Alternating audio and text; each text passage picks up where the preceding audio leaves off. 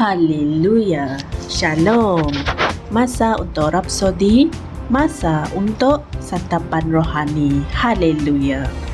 Pada hari ini 21 September, Pastor Chris ingin berkongsikan sebuah mesej yang sungguh penting, iaitu yang bertajuk hak kekuasaan kita untuk menggunakan namanya. Haleluya. Ayat pembukaan kita dipetik dari Yohanes 14 ayat 13 yang berkata, "Dan apa saja yang kamu minta dalam namaku, aku akan melakukannya, supaya Bapa dipermuliakan di dalam Anak." Amen. Jika kamu meminta sesuatu dalam namaku, aku akan melakukannya. Haleluya. Saudara-saudari semua, apabila kita mengatakan bahawa Yesus telah memberikan kita perwakilan kuasa untuk menggunakan namanya, ramai yang tidak memahami maksudnya.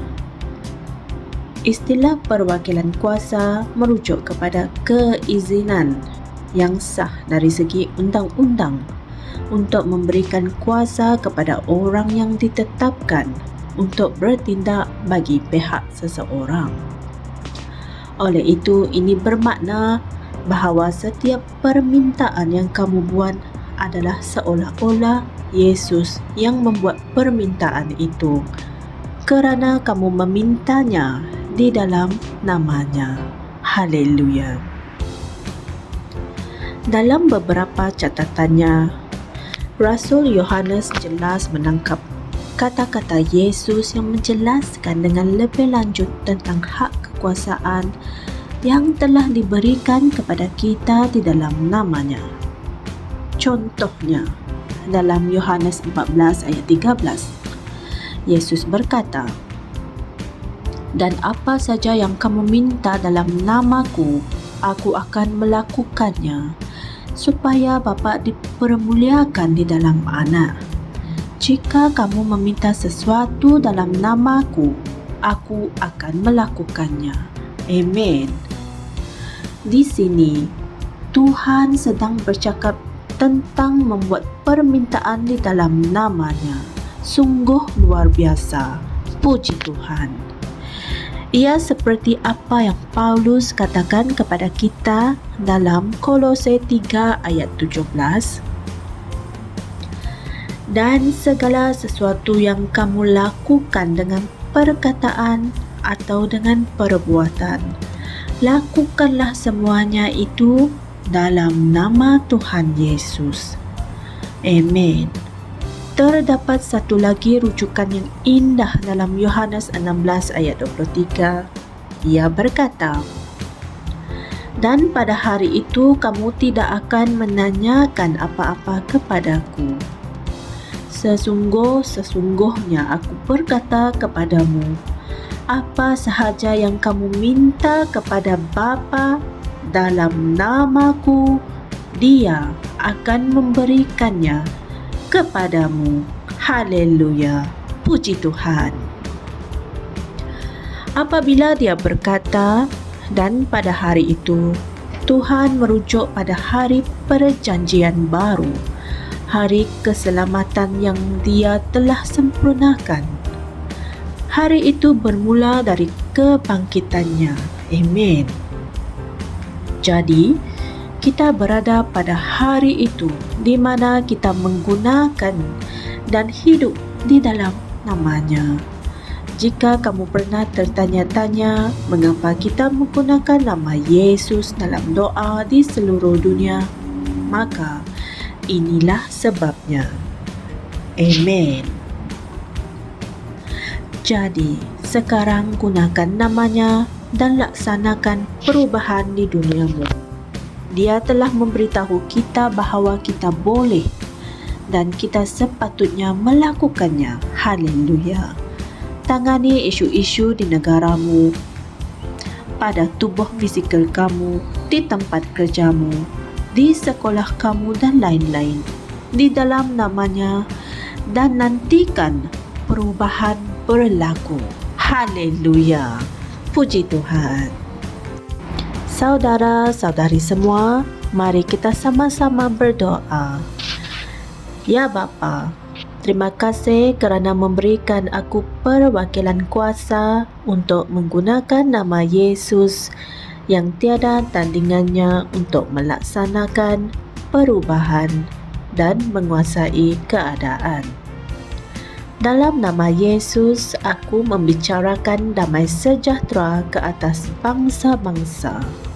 Aku mengisytiharkan bahawa Injil akan tersebar dengan cepat di dunia. Haleluya. Aku berjalan dalam kemenangan dan kekuasaan hari ini dan selalu, kerana aku hidup di dalam nama Yesus. Dan aku melakukan segala sesuatu melalui kuasa dalam nama Yesus. Amen. Sebagai renungan tambahan, anda boleh membaca dan mengkaji dari Alkitab Markus 16 ayat 17 hingga 18, Kisah Para Rasul 3 ayat 16 dan Yohanes 16 ayat 24. Puji Tuhan. Saudara-saudari semua, jangan lupa beritakan Injil Firman Tuhan ini kepada semua dengan menekan butang like, share dan subscribe di YouTube channel kami TNI Asia 4 Rhapsody Reality bersama Pastor Chris Oyakilome. Jumpa lagi esok. Tuhan memberkati. Shalom. Kami percaya saudara-saudari semua telah diberkati dengan perkongsian firman dari Rhapsody Reality. Bagi sesiapa yang ingin menjadikan Yesus Kristus sebagai Tuhan dalam kehidupanmu, kamu boleh mengucapkan doa ini bersama dengan saya. Ya Tuhan Allah, aku mempercayai Yesus Kristus, Anak Allah yang hidup dengan sepenuh hatiku. Aku percaya Dia telah mati untukku dan Allah telah membangkitkan Dia dari kematian. Aku percaya Dia hidup hari ini. Aku mengaku dengan mulutku bahawa Yesus Kristus adalah Tuhan dalam hidupku mulai dari hari ini. Melalui Dia dan di dalam nama-Nya, aku mempunyai kehidupan yang kekal. Aku telah dilahirkan semula. Terima kasih Allah kerana menyelamatkan jiwaku. Aku sekarang adalah anak Allah. Haleluya. Tahniah, sekarang kamu telah menjadi anak Allah. Untuk apa-apa sebarang pertanyaan atau untuk mendapatkan lebih banyak maklumat mengenai bagaimana untuk bertumbuh sebagai seorang Kristian, anda semua boleh hantar mesej di akaun Facebook kami atau email kami di tnimsia@gmail.com. Sekali lagi, tnimsia@gmail.com. Tuhan berkati anda semua.